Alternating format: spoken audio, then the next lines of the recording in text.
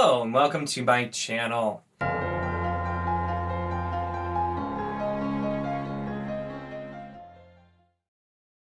In this video, I'll be discussing The Ninth Reign by Jen Williams, the first book in the Winnowing Flame trilogy.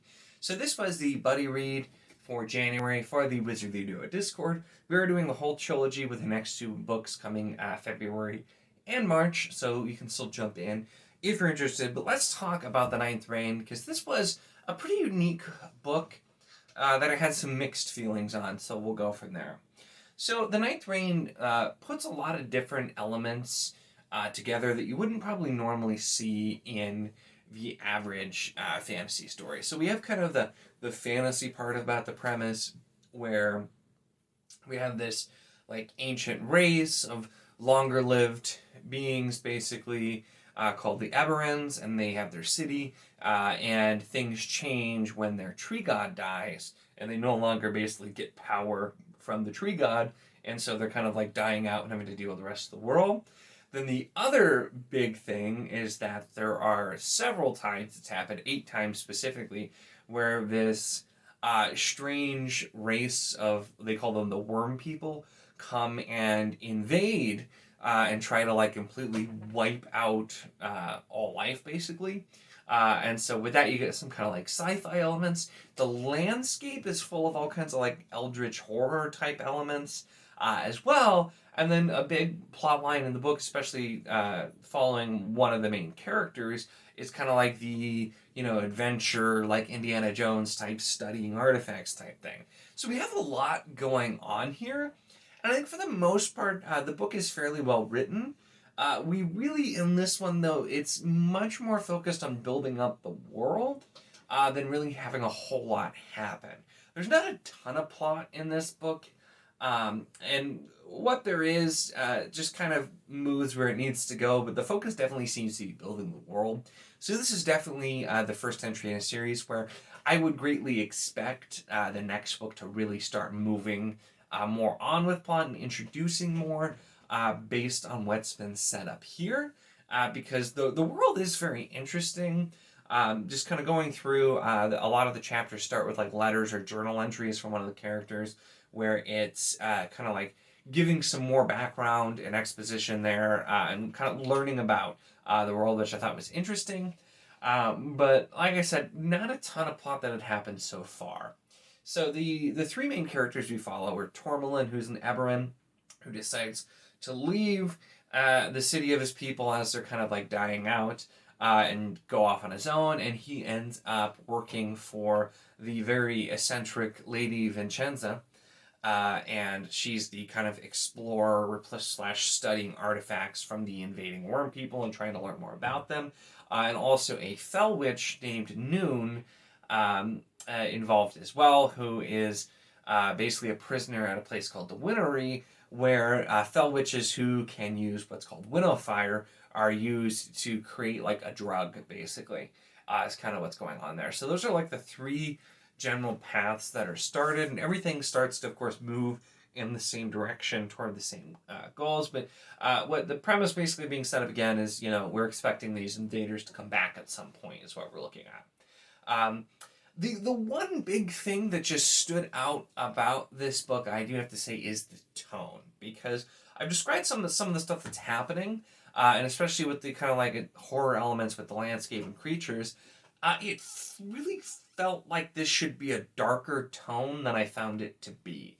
I kept reading it and thinking, I'm like, if like, like Michael R. Fletcher wrote this, or like, you could put in a bunch of names there, but just like somebody like using a darker tone, I felt like would have fit a little bit better, because even though there are some, dark events, there's some things that happen to characters, it just, a lot of it, the tone felt quite light. And so that's what I just thought was a little bit strange. So I didn't think the tone totally matched the story, and I don't know if it's going to, get a little bit darker as it goes on, which definitely seems possible. But just kind of, that was something that it was a lingering feeling I had. I had it very early on, and it kind of lingered through, so it didn't quite leave me where I just felt like, this feels like the tone should be darker than it is. So it's definitely something I want to mention. like I said, the world is very interesting. I think the world building was done really well. The characters I didn't really get super into for the most part. They definitely had some backstory that was given, but none of them really like stood out to me a whole lot. The Fell Witch Noon, I'd say, it was given like the most motivation, the most reason to kind of understand what was going on with her. Uh, we probably got the least for Tourmaline. Vincenzo is kind of in the middle with kind of learning more. So once again, I assume there'll be more character development later. This definitely felt like the book that was really just focused on building the world, which is okay. I'm fine with a setup book, although I could have dealt with it a little bit more. And then the other thing I do have to say, which is a negative, and I should note, I gave this book 3 stars, which is, I liked it. Definitely didn't blow me away, but it wasn't something I didn't like. It's not something, even if it wasn't the buddy read, it's not like I want to DNF this or anything. I always like to confirm, because when I'm talking critiques, I tend to have more negatives than positives sometimes. But the ending felt very rushed to me, and there were some things that definitely annoyed me about the ending. It seemed that we knew we were going to be going from point A to point B, and wanted to build out the world as much as possible, but then as it's getting closer to the end, like, okay, we got to hurry up and just get to the ending. There were some other things that happened, just character actions and choices, which I just thought felt really, really dumb, in order to get everything where it needed to go, and some just cheesy parts with the ending, which really was just the ending. Like I said, this wasn't like, it wasn't really particularly dark. It was more of a lighter tone. It wasn't like cheesy or like very jovial either, until the very end, where just some of it I think came off as unintentionally cheesy. The way that it was done, I don't think that's how it's supposed to come, but like there's a specific scene at the end, I was commenting in Discord, where I just was seeing like this really, really tropey thing that action movies do a lot with villains, and I just could not get that out of my head, and so I couldn't take it as seriously.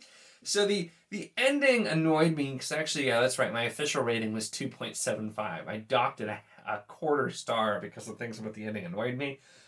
That said, I do think this was a solid book. Like I said, I was pretty middle of the road here. I definitely wasn't like blown away, but I was interested enough to continue. It didn't take me all that long to read, and I'm interested to see what book 2 will bring to the table. This is definitely one, like I said, I would very much expect a lot more plot in the second book, because we've already really, really set up the world. We've established a lot of important things. I'm sure there's more that could be done, but with the way everything is kind of set up to start at the end of this one to start in the second book, I think there's a good chance that there will be much more plot. And I'm looking forward to that, because I think that was something that was a little bit lacking. But I do have to give props to the author for really taking a lot of different themes and putting them together and having it work fairly well.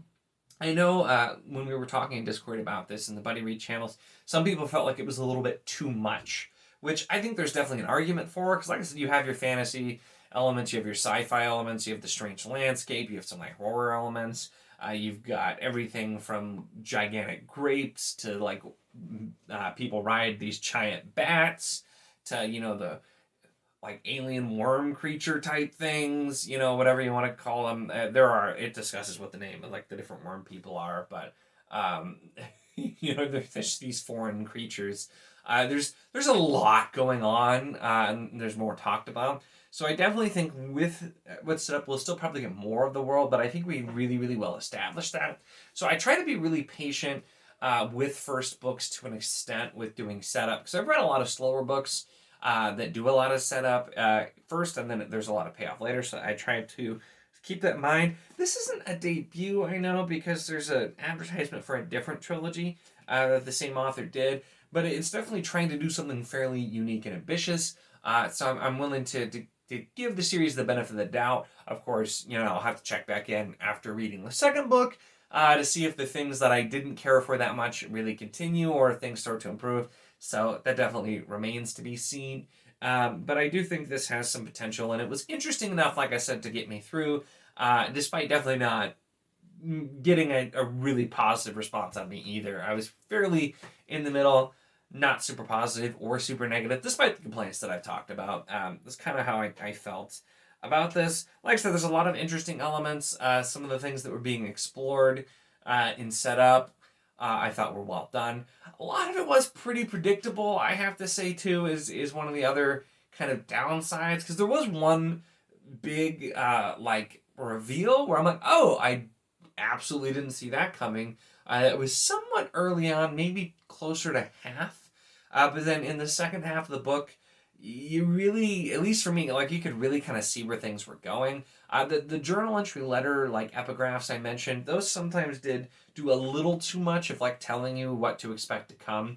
It wasn't, like, blatantly obvious, but, you know, of course, if you get some background on a specific thing, you can imagine that's going to be relevant to the chapter. So you had a little bit of that, but it was also just, you know, you could just kind of see, like, oh, yep, this is going to happen next. This is going to be the case. This is how it's going to end. So it started getting a little bit more predictable. So I'm hoping, once again, to get away from that a little bit, focus a little bit more on plot now that the world has been nicely developed.